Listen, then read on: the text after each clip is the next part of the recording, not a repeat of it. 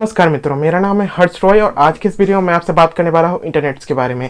जैसा कि आपको मालूम है, इंटरनेट को 3 भाग में बांटा गया है, जहां पे सरफेस वेब है, डीप वेब है, डार्क वेब है। आइए तीनों को एक एक करके जानते हैं विस्तार से। सबसे पहले हम बात करेंगे सरफेस वेब के बारे में। सरफेस वेब को आप आसानी से समझ सकते हैं, एक ऐसा इंटरनेट का हिस्सा जिसे आप इजीली एक्सेस कर पाएं। कहने का अर्थ, बहुत सारे वेब ब्राउजर है, कोई भी को आप ओपन कर लीजिए, चाहे वो गूगल का क्रोम हो, माइक्रोसॉफ्ट का एज हो या फिर मोजिला फायरफॉक्स हो। वहां पे जाके आप किसी भी सर्च इंजन को ओपन कर लीजिए, गूगल को, याहू को, बिंग को या फिर किसी को भी। वहां पे जाके आपको जो भी सर्च करना हो, फॉर एन एग्जाम्पल आपको विकिपीडिया देखना है तो आपने विकिपीडिया लिखा और सर्च किया तो आपके सामने बहुत सारे रिजल्ट निकल के आ गए। जो भी रिजल्ट आपके सामने निकल के आ रहे हैं, वहां पे आप जैसे ही टैप कीजिएगा वो वेबसाइट ओपन हो जाएगा। आपने YouTube सर्च किया या फिर आपने Facebook सर्च किया, Instagram सर्च किया, कुछ भी सर्च किया और उसके बाद आपके सामने बहुत सारे रिजल्ट इजीली आ गए। तो वहां पे जो भी बिल्कुल आसानी से आपको दिख रहे हैं उसे आप सरफेस वेब कह सकते हैं। जैसा कि आपने विकिपीडिया सर्च किया तो विकिपीडिया को आपने टैप जैसे ही लिखा गूगल पे, आपके सामने बहुत सारा रिजल्ट आ गया। विकिपीडिया को आप ओपन कर लीजिए, वहां पे कोई भी इंफॉर्मेशन है जिसे आप पढ़ना चाहते हैं, अपनी जानकारी को बढ़ाना चाहते हैं, तो आपको विकिपीडिया पे बहुत सारी जानकारी मिलेगी, बहुत सारी चीजों से जुड़ी, तो वहां पे आप पढ़ सकते हैं। तो वो सरफेस वेब के अंतर्गत आ रहा है, क्योंकि यहाँ पे आपको कुछ अधिक आवश्यकता नहीं पड़ रहा है, आप इसे इजिली एक्सेस कर सकते हैं। डीप वेब को आप आसानी से समझिए, जैसा कि मेरे पास गूगल ड्राइव है, वहां पे मैंने अपने कुछ फोटो को, वीडियो को, ऑडियो को, कुछ डेटा को स्टोर करके रखा है।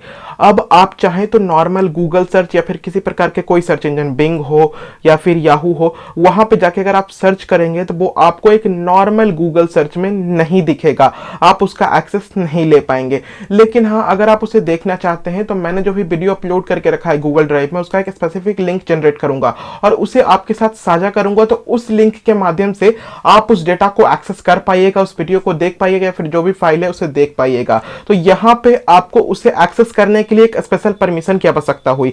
बगैर उस परमिशन के, बगैर उस लिंक के आप उस वीडियो को नहीं देख सकते थे, वहां पे नहीं जा सकते थे, वो आप एक्सेस नहीं कर सकते थे। तो ये डीप वेब के अंतर्गत आता है। फॉर एन एग्जांपल, आप बैंक का केस रख सकते हैं, स्कूल का केस रख सकते हैं, कॉलेज का केस रख सकते हैं, किसी ऑर्गेनाइजेशन का केस रख सकते हैं। कहने का अर्थ, बैंक के पास भी बहुत सारा डेटा है, उनके अकाउंट होल्डर से रिलेटेड बहुत सारी डेटा बैंक ने इंटरनेट पर अवेलेबल करके रखा है, लेकिन आप नॉर्मल गूगल सर्च में वो नहीं प्राप्त कर सकते हैं। बहुत सारे अकाउंट होल्डर होंगे बहुत सारे बैंक में, तो आप उनके बैंक के अकाउंट में उनके कितने पैसे हैं, उनके पर्सनल इंफॉर्मेशन आप नहीं पता कर सकते हैं। लेकिन बैंक के जो एम्प्लॉय हैं उसे एक्सेस कर पाते हैं, क्योंकि बैंक ने उसके लिए एक स्पेसिफिक यूआरएल जनरेट किया, एक स्पेसिफिक यूजर आईडी को जनरेट किया, लॉगिन आईडी, पासवर्ड को जनरेट किया और उसे अपने एम्प्लॉयज के साथ साझा किया। अब ऐसे में जो एम्प्लॉयज हैं उनके उस डेटा को बगैर यूजर आईडी, पासवर्ड को फिल किए हुए नहीं देख सकते हैं। तो वहां पे भी उनको एक स्पेसिफिक परमिशन मिला, एक स्पेसिफिक यूआरएल था, यहां पे एक स्पेसिफिक यूजर आईडी देखने को मिला, पासवर्ड देखने को मिला, उसके माध्यम से ही वो उसे एक्सेस कर पाए। तो ऐसे में यह सब डीप वेब के अंतर्गत आता है। सरफेस वेब और डीप वेब के मुकाबले काफी अधिक अलग सिनेरियो हो जाता है यहाँ पे डार्क वेब का। डीप वेब और सरफेस वेब को आप किसी नॉर्मल ब्राउजर के माध्यम से एक्सेस कर पा रहे थे, लेकिन यहाँ पे डार्क वेब में ज्यादातर जो वेबसाइट है वो .onion से इंड होते हैं, इसलिए आप इसे नॉर्मल ब्राउजर से एक्सेस नहीं कर सकते हैं। इसके लिए आपको एक स्पेसिफिक ब्राउजर, एक स्पेशल ब्राउजर चाहिए जिसका नाम है टोर द ओनियन राउटर। यहां पे द ओनियन राउटर जो ब्राउजर है आपको इजीली गूगल के प्ले स्टोर पे, एप्पल के ऐप स्टोर पे मिल जाएगा, वहां से आप इसे डाउनलोड कर सकते हैं।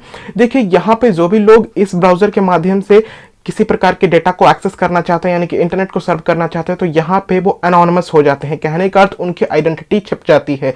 अब यहाँ पे आपकी आइडेंटिटी छिप गई और सामने वाला का भी आइडेंटिटी छिप गया, तो ऐसे में ट्रैक कर पाना बहुत मुश्किल हो जाता है, क्योंकि यहाँ पे बहुत सारे वीपीएन्स का प्रयोग किया जाता है, वर्चुअल प्राइवेट नेटवर्क। तो ऐसे में आपने किसी चीज को अगर डिमांड किया, सर्च किया, तो वो बहुत सारे वीपीएन्स के रास्ता होते हुए उनके पास गया और बहुत सारे वीपीएन्स के रास्ते होते हुए आपके पास आया। तो ऐसे में बीच में एक लंबा सा जाल बन गया। तो इसके कारण यहाँ पे जो भी ऑथोराइज्ड अथॉरिटी है आपको इजीली ट्रैक नहीं कर पाएगी।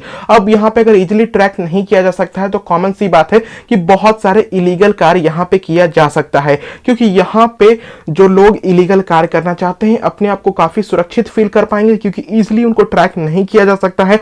जो भी ऑथोराइज्ड अथॉरिटी है इजीली उनको नहीं पकड़ेगी। अगर वो नहीं पकड़ेंगे उसको तो वो पनिशेबल ऑफेंस भी वहां पे कर लेंगे तो भी उनको पनिश नहीं किया जाएगा। तो ऐसे में ही बहुत सारे गलत काम को यहाँ पे किया जाता है। फॉर एन एग्जाम्पल अगर आप बात करें ड्रग्स ट्रेडिंग वगैरह का था, वो भी यहाँ पे किया जाता है।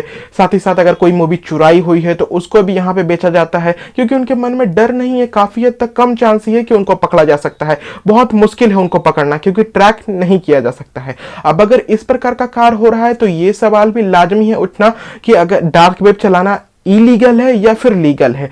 आप यहाँ पे अगर ऐसा सवाल उठ रहा है तो ये टोटली डिपेंड करता है आपके एरिया पे। इसका सीधा आंसर है, अगर आपके एरिया का लॉ आपको अलाउ करता है कि आप इंटरनेट को एक्सेस कर सकते हैं एनोनिमस होकर, यानी कि अपने आइडेंटिटी को छुपा के इंटरनेट को एक्सेस कर सकते हैं, अगर आपका लॉ आपको अलाउ करता है तब तो ये लीगल है। लेकिन अगर आपके एरिया का लॉ आपको अलाउ नहीं करता है अपने आइडेंटिटी को छुपा के इंटरनेट को एक्सेस करना, तब ये इलीगल है। एग्जाम्पल के तौर पे आप कुछ देश का नाम रख सकते हैं, जैसा कि चाइना जिसका ऑफिशियल नेम है पीपल्स रिपब्लिक ऑफ चाइना, एक नॉर्थ कोरिया जिसका ऑफिशियल नेम है DPRK यानी कि democratic people's republic of Korea. यहाँ पे आपको इंटरनेट के अंतर्गत बहुत सारी प्रतिबंध देखने को मिलता है। यहाँ की जो सरकार है उनका बहुत अधिक इन्फ्लुएंस है, काफी अधिक उन्होंने पाबंदी लगा के रखा है इंटरनेट पे। बहुत कम ही इंटरनेट एक्सेस कर पाते हैं लोग यहाँ पे, यानी कि बहुत सारे वेबसाइट को बैन किया गया है, तरह तरह का यहाँ पे रेस्ट्रिक्शन लगाया गया है इंटरनेट के ऊपर। तो ऐसे में मे बी वहां पे जो लॉ हो इसके फेवर में ना हो। अगर ऐसा इस प्रकार का कार्य अगर आप वहां पे करें, यानी कि अपने आइडेंटिटी को छुपा के इंटरनेट को एक्सेस करें वहां पे, तो मे बी वहां का लॉ सपोर्ट ना करता हो, तो वहां पे एक पनिशेबल ऑफेंस हो जाएगा, दंडनीय अपराध हो जाएगा। और अगर आप लॉ को वायलेट कर रहे हैं तो फिर आपको पनिश किया जाएगा। तो ऐसे में ये चीज जो है आपके लोकल एरिया के लॉ पे डिपेंड कर रहा है। एग्जांपल के तौर पे अगर आप भारत की बात करें तो भारत में भी बहुत सारे राज्य हैं। यहाँ पे एक बिहार एक राज्य है जहां पे वाइन्स या फिर बियर्स का सेवन करना या फिर ट्रेड करना दोनों इलीगल है। यहां पे लोकल लॉ आपको अलाउ नहीं करता इस प्रकार का कार्य करना। लेकिन इसके बगल के कुछ राज्य हैं, जैसा कि झारखंड है, वेस्ट बंगाल है, उत्तर प्रदेश है, मध्य प्रदेश है, वहां पे का जो लोकल लॉ है, उस स्टेट का जो भी स्टेट गवर्नमेंट का लॉ है आपको अलाउ करता है इस प्रकार का कार्य करना। वहां पे आप वाइन्स का या फिर बियर्स का ट्रेड भी कर सकते हैं, सेवन भी कर सकते हैं, वो बिल्कुल लीगल है। वहां पे किसी प्रकार का कोई लॉ का वायलेशन नहीं हो रहा है, तो वैसे में वहां पे तो वो बिल्कुल लीगल है। लेकिन अगर सेम प्रकार का केस अगर आपको बिहार के अंतर्गत देखने को मिलेगा, आप आके अगर यहाँ पे सेवन करते हैं या फिर इसका ट्रेड करते हैं तो ये लॉ को वायलेट किया जा रहा है, यहाँ पे जो लोकल लॉ है इसके फेवर में नहीं है, तो ये एक पनिशेबल ऑफेंस हो जाएगा। और ऐसे में जो भी ऑथोराइज्ड अथॉरिटी है आपको पनिश करेगी। तो ये टोटली डिपेंड कर रहा है आपके एरिया के लोकल लॉ पे कि आपको अलाउ करता है कि नहीं अपने आइडेंटिटी को छुपा के इंटरनेट एक्सेस करना। अगर अलाउ कर रहा है तब तो ये लीगल है, अगर अलाउ नहीं कर रहा है तो फिर ये इलीगल है। मुझे उम्मीद है आपको आज का ये वीडियो पसंद आया होगा। इसी प्रकार के वीडियो देखने के लिए आप इस वीडियो को लाइक कर सकते हैं, इस वीडियो को भी शेयर कर सकते हैं। मिलते हैं आपसे एक नए वीडियो में, तब तक के लिए जय हिंद, वंदे मातरम।